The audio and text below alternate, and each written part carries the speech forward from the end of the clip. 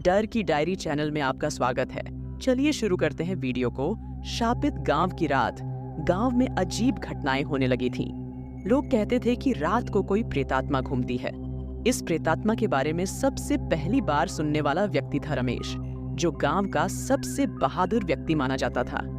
एक रात रमेश अपने दोस्त सुरेश के साथ देर रात गांव के बाहर वाले बंजर खेत में बैठा था। वे दोनों ठंडी हवा का आनंद ले रहे थे जब अचानक एक अजीब सी आवाज सुनाई दी।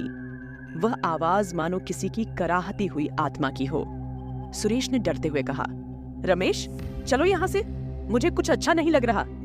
रमेश हंसते हुए बोला, अरे यार तुम भी ना बेवजह डर रहे हो, चलो देखते हैं ये आवाज कहाँ से आ रही है। दोनों उठे और उस आवाज की दिशा में चल पड़े। जैसे जैसे वे आगे बढ़ते गए, आवाजें और तेज होती गईं। अचानक उन्होंने देखा कि एक पुरानी उजड़ी हुई हवेली उनके सामने खड़ी थी। ये हवेली गांव के सबसे पुराने ठाकुर की थी, जिसने गांव के लोगों पर अत्याचार किया था और कहा जाता था कि उसकी आत्मा अभी भी यहाँ भटकती है। रमेश ने साहस बटोरते हुए हवेली के अंदर कदम रखा। सुरेश भी उसके पीछे पीछे गया। अंदर घना अंधेरा था और एक अजीब सी ठंडक फैली हुई थी। दीवारों पर खून के धब्बे और टूटे हुए फर्नीचर से माहौल और भी भयावह हो गया था। तभी एक कमरे से एक हल्की रोशनी आती हुई दिखी। दोनों धीरे धीरे उस कमरे की तरफ बढ़े। जब उन्होंने दरवाजा खोला तो देखा कि एक पुराना झूमर हिल रहा था, जैसे किसी ने उसे अभी अभी छुआ हो। वहां एक पुरानी तस्वीर लगी थी जिसमें ठाकुर अपने कुत्तों के साथ खड़ा था। तस्वीर देखते ही रमेश और सुरेश को ठंडा पसीना आ गया, क्योंकि तस्वीर में ठाकुर की आंखें लाल हो गई थीं और वे मानो दोनों को घूर रही थीं। सुरेश ने घबराकर रमेश को खींचा और बोला, चलो यहां से निकलते हैं। लेकिन रमेश ने उसे रोका, नहीं, हमें सच का पता लगाना होगा। अचानक दरवाजा खुद ब खुद बंद हो गया। दोनों डर के मारे चिल्ला उठे। तभी एक डरावनी हंसी गूंज उठी।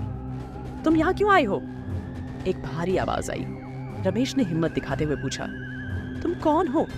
उस आवाज ने कहा, मैं ठाकुर हूँ और ये मेरी हवेली है, यहाँ से जाओ वरना तुम्हारा भी वही हाल होगा जो बाकी लोगों का हुआ। रमेश ने जवाब दिया, हम सच जानना चाहते हैं। ठाकुर की आत्मा जोर से चिल्लाई और पूरा कमरा हिलने लगा। अचानक रमेश को ऐसा लगा मानो कोई उसे गला घोंट रहा हो। सुरेश ने देखा कि रमेश के गले पर नीले निशान बन रहे थे, जैसे किसी ने उसे जोर से पकड़ा हो। सुरेश ने हिम्मत जुटाई और जोर से चिल्लाया, हम चले जाएंगे, हमें छोड़ दो।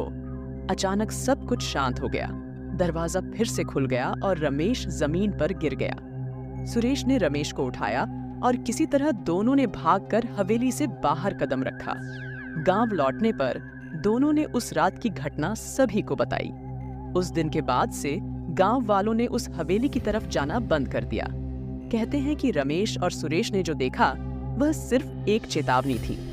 ठाकुर की आत्मा अभी भी उस हवेली में भटक रही है और जो भी उसकी शांति भंग करने की कोशिश करता है उसे कभी माफ नहीं करती। इस घटना के बाद रमेश और सुरेश ने उस रात का जिक्र कभी नहीं किया, लेकिन उनके चेहरे पर वह डरावनी रात की छाया हमेशा बनी रही।